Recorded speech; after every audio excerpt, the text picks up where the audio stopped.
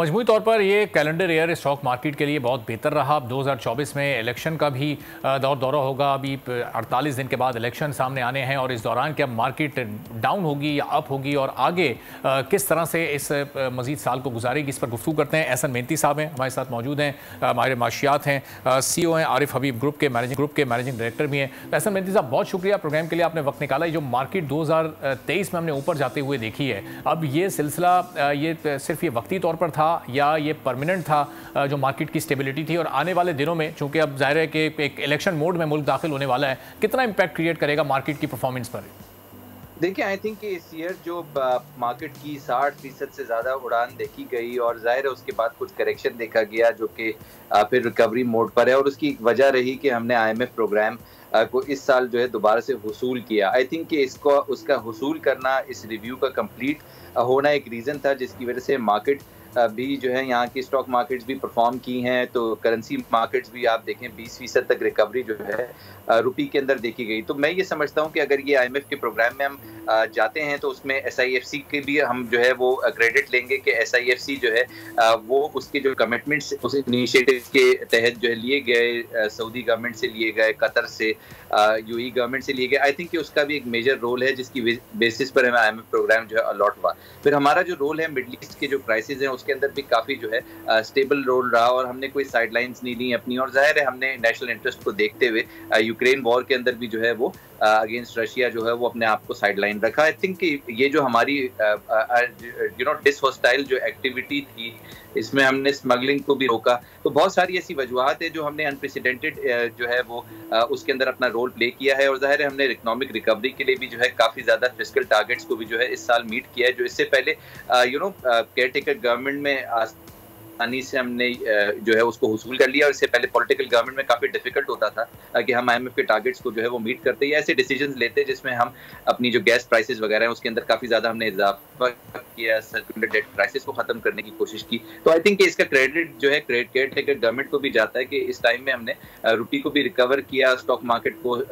Record level को cross किया, 67,000 को अचीव किया। तो एहसन साहब, ये जो ओवरऑल इकॉनमी को बेहतर करने के लिए इकदाम उठाएगा, ये तो यकीनन काबिल तारीफ़ हैं, लेकिन अब स्टॉक मार्केट में कुछ शेयर्स और कुछ कारोबार हम ऐसे देखते हैं जो कि कुछ सेक्टर्स बहुत ज़बरदस्त चल रहे होते हैं, रनिंग सेक्टर्स कहलाते हैं, ऑयल है, बैंकिंग सेक्टर है, ऑटो सेक्टर है, लेकिन कुछ सेक्टर्स ऐसे भी हैं जो कि बहुत ज़्यादा जिसमें तेज़ी नहीं दिखाई देती। तो उनको तेज़ करने के लिए और इसी लेवल पर लाने के लिए अब मज़ीद कौन कौन से फिर इकदाम उठाने होंगे? देखिए, अनफॉर्चुनेटली आपकी बात बिल्कुल ठीक है कि हमने जो है वो इंडस्ट्रियल की जो टैरिफ है, गैस टैरिफ है या पावर टैरिफ है, उसको इतना ज़्यादा कर दिया है अब कि हमारी जो एक्सपोर्ट है उस पर भी इम्पैक्ट आ रहा है, और जाहिर है हमारे जो जो कॉस्ट ऑफ डूइंग बिजनेस है वो काफ़ी ज़्यादा बढ़ गया है, तो जाहिर है इम्पोर्ट भी नहीं कर पा रहे। बहुत सारी कंपनीज है जो पाकिस्तान में ऑपरेट करती थी, टेलीकॉम कंपनीज लाइक टेलीनॉर, वो अपनी सेल ऑफ कर गई है। बेस्ट फार्मास्यूटिकल कंपनी वो भी सेल ऑफ कर गई है, डिविडेंड्स रिमिट नहीं हो पा रहे। मुल्क के अंदर बहुत सारी ऐसे प्रॉब्लम्स हैं जो इससे पहले नहीं थे, यानी कि 2022 में या 20 में नहीं थे। अब ये प्रॉब्लम्स इस वजह से आ गए कि हमारे पास डॉलर्स नहीं है। द सिल्वर लाइनिंग इज कि अब इस वक्त हमें कुछ मल्टी रीजनल एजेंसीज ने कुछ सपोर्ट किया है, 50 मिलियन डॉलर तक हमें दोबारा और रिसीव में फॉरेन एक्सचेंज रिजर्व कल बढ़े। तो अब ये नजर आता है कि आने वाले वक्तों में IMF का भी 700 मिलियन डॉलर मिल जाएगा, और गोइंग फॉरवर्ड जो है हमारी जो रुपी स्टेबिलिटी जो हम पिछले 2-3 महीने से देख रहे हैं वो जो है वो दोबारा से कैरी ऑन होगी। But it is very important कि हम हमारी जो स्मगलिंग है उस एक्टिविटी को पाक-1 बॉर्डर या पाक-ईरान बॉर्डर पर उसको जो है स्टॉल करें, जिस तरह से हमने एक्टिविटी की थी। आई थिंक सिक्योरिटी एजेंसीज का बहुत बड़ा रोल है। सिक्योरिटी इज़ वेरी इंपॉर्टेंट कि हम रुपी को जो है उसको स्ट्रेंथन करें और उसकी स्मगलिंग को, रुपी की स्मगलिंग को या दीगर स्मगलिंग जो हो जाती है अक्रॉस द बॉर्डर पाक-1 ट्रेड के अंदर, उसको हम सस्टेन करें। तो बहुत बड़े चैलेंजेस आने वाले वक्तों में हैं, बट जो आंसर है इसका वो यही है कि हम परसिवियर करें, जो जिस तरह से हम परफॉर्मेंस दे रहे हैं उस तरह से परफॉर्मेंस देते रहें। FDI को अट्रैक्ट करने के लिए सिक्योरिटी जो है हमारी बढ़ाएं, और ज़ाहिर फॉरेन इन्वेस्टर्स को किसी भी तरीके से अट्रैक्ट करें कि वो मुल्क में इन्वेस्टमेंट करें। आई थिंक यही हमारे लिए प्रोस्पेक्ट्स हैं गोइंग फॉरवर्ड। और ऐसा सब रिसेंट पास्ट में अगर पिछले कुछ महीनों की बात करें तो एक आम इन्वेस्टर का एतमाद मार्केट को लेकर बढ़ा है। इसमें मजीद अभी सरमायाकारी की ज़रूरत है अगर हमें इस इंडेक्स को ऊपर लेकर जाना है, 6 फिगर में दाखिल करना है, या फिर एक सरमायाकारी 4-6 माह में? देखिए, सरमायाकारी देखें वो तो इंटरेस्ट जो है वो बढ़ता चला जा रहा है और स्टॉक मार्केट के वॉल्यूम स्पेशली इंडिकेट कर रहे हैं कि बहुत ज़्यादा इन्वेस्टर इंटरेस्ट बढ़ चुका है। $70 मिलियन से ज़्यादा जो है नवंबर के महीने के अंदर जो है, अब दिसंबर का डेटा आएगा, बट लास्ट मंथ भी जो है हमने देखा फॉरेन इन्वेस्टमेंट पाकिस्तान मार्केट का रुख की और स्पेशली डायरेक्शन जो है बैंकिंग सेक्टर और ऑयल सेक्टर में है। अनफॉर्चुनेटली दूसरे सेक्टर्स अंडर परफॉर्म इसलिए कर रहे हैं कि कॉस्ट ऑफ डूइंग बिजनेस में काफ़ी खातिरखा इजाफा हुआ है, जिसमें पावर टैरिफ में सर्कुलर डेट क्राइसिस को खत्म करने के लिए काफ़ी ज़्यादा डिसीजंस लिए हैं केयरटेकर गवर्नमेंट ने, और आई थिंक कि ये IMF के कहने पर लिए। इससे पहले रेजिस्टेंस होती थी पॉलिटिकल गवर्नमेंट के अंदर की, जाहिर है ये कॉज करते हैं अनएम्प्लॉयमेंट को। तो गोइंग फॉरवर्ड हमारा इकोनॉमिक डेटा क्योंकि इंप्रूव हो गया है, करंट अकाउंट सरप्लस आ गया $8-9 मिलियन का मंथली बेसिस पर, और फिर जाहिर है फॉरेन एक्सचेंज रिजर्व का इजाफा होना, इन्वेस्टर कॉन्फिडेंस रिवाइव हुआ है, वॉल्यूम बढ़े हैं, एक्टिविटी बढ़ रही है और आगे ग्रोथ रेट 2% से ज्यादा जो है वो प्रोजेक्टेड है IMF की तरफ से भी, स्टेट बैंक की तरफ से। इंटरेस्ट रेट्स कम होने, आई थिंक वो एक मेजर रीजन होगा कि हमारी ग्रोथ दोबारा से जो है हमें 2024 में होते हुए नजर आएगी। अच्छा, और ऐसा सब जा रहे जिन सेक्टर्स पर इस वक्त SIFC के थ्रू काम करने की बात की जा रही है, उसमें जो इन्वेस्टमेंट लाने की बात की जा रही है, तो उसका पॉजिटिव इम्पैक्ट फिर मार्केट पर किस हद तक पड़ेगा? ज़ाहिर है वो भी सिर्फ 3-4 एरियाज हैं जो कि स्टेबिलिटी की तरफ जाएंगे, तो उससे ओवरऑल मार्केट भी स्टेबल होती नजर आएगी हमें इन फ्यूचर? देखिए, आई थिंक इनिशिएटिव जो लिए हैं SIFC के, उसकी तो प्रोजेक्शन कोई $100 बिलियन की है और आई थिंक कि उसमें $25 बिलियन जो है रिस्पेक्टिव 3 और 4 कंपनीज की तरफ से आया है।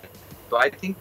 कि मेजर जो है वो उसके अंदर डेवलपमेंट हम देख रहे हैं और आई थिंक कि यही एक सिल्वर लाइनिंग है और यही एक रीजन है कि IMF से जो है वो हमें इस वक्त सपोर्ट मिल रहा है, वरना अनफॉर्चुनेटली हमारे पास this is something we have to give to them, silver lining है और हमने रुपी को भी रिकवर किया है इसी बेसिस पर ही। तो आई थिंक कि SIFC की जो Jan 4 को मीटिंग है, आई थिंक उसके अंदर भी बहुत सारे ऐसे नुकात हैं जिसमें एग्रीकल्चर इन्वेस्टमेंट को जो है प्रमोट करना है, रिफाइनरीज को लेकर आना है, ऑयल रिफाइनरीज को specially from Saudi Aramco. I think कि बहुत सारे ऐसे इनिशिएटिव्स लिए जा रहे हैं जिसपे हम रुपी को स्ट्रेंथन करेंगे और इकोनॉमिक ग्रोथ रेट को जो है सस्टेन करेंगे। ऐसे वक्त में जब पर IMF की कंडीशंस हम पे मौजूद हैं, SIFC हमारे लिए सिल्वर लाइनिंग है और यही हमारा फ्यूचर है। और ऐसे साहब अगले 2 माह कितने क्रूशल हैं पाकिस्तान की ओवरऑल इकॉनमी के लिए, स्टॉक मार्केट के लिए? चूंकि ये इलेक्शन के माह हैं, जनवरी और फरवरी में ये पूरा एक इलेक्शन का माहौल बना रहेगा, तो ये एक ओवरऑल इकॉनमी को कितना इम्पैक्ट इस पर क्रिएट कर सकता है, डिस्टर्ब कर सकता है, या मार्केट पर इसके क्या असरात आ सकते हैं? जो 62-63,000 का इस वक्त हम एक इंडेक्स देख रहे हैं, ये आने वाले दिनों में यहीं पर स्टेबल रहेगा या ये 70s क्रॉस करके और 80 की तरफ बढ़ने की कोशिश करेगा? देखिए, आई थिंक कि जो मार्केट्स हैं उनके डायरेक्शन तो काफ़ी मुस्बत हैं और आई थिंक कि ये इंडिकेशन यही है कि फॉरेन इन्वेस्टर जो है दोबारा भरपूर तरीके से पाकिस्तान मार्केट का रुख करेगा। उसकी वजह ये है कि मार्केट काफ़ी ज़्यादा अंडर वैल्यूड है और रुपी स्ट्रेंथन वाइज इंडिकेशन यही है कि जो फॉरेन डिविडेंड्स जो हैं वो भी फ्लो आउट होना शुरू हो जाएंगे। तो काफ़ी ज़्यादा होप्स हैं, बट जिस तरह से मैंने बताया कि चैलेंजेस सर्कुलर डेट क्राइसिस को या जो एलिंग स्टेट ओन्ड एंटिटीज हैं जो कि लॉस मेकिंग है उनको ऑफलोड करना है। आई थिंक कि चैलेंजेस पॉलिटिकल गवर्नमेंट के लिए ज्यादा होंगे कि गोइंग फॉरवर्ड जो है इन स्टेट ओन्ड एंटरप्राइजेस का क्या करना है जो इस वक्त लॉस मेकिंग है। तो और फिर सर्कुलर डेट क्राइसिस जो इस वक्त 4 ट्रिलियन को क्रॉस कर गया है। तो आई थिंक कि ये अगर इसकी रेजोल्यूशन सामने आती है उसी तरीके से हम देखेंगे कि स्टॉक मार्केट के अंदर जो है वो तेजी देखी जाएगी और फिर दोबारा 80,000 के लेवल की तरफ जो है मार्केट रुक करेगी मोस्ट प्रॉब्ली 2024 के। बहुत बहुत शुक्रिया। एहसन मेहनती साहब, CEO and manager Habib group, हमारे साथ मौजूद थे और कह रहे थे कि आने वाले दिनों में मार्केट यकीनन एक बार फिर मजीद रिकवर करेगी और ऊपर की तरफ जाएगी, लेकिन साल 2023 पाकिस्तानी टेक्सटाइल एक्सपोर्ट के लिए इंतहाई बदतरीन साल रहा है। सब्सक्राइब करें और बेल दबाएं ताकि कोई खबर रह न जाए।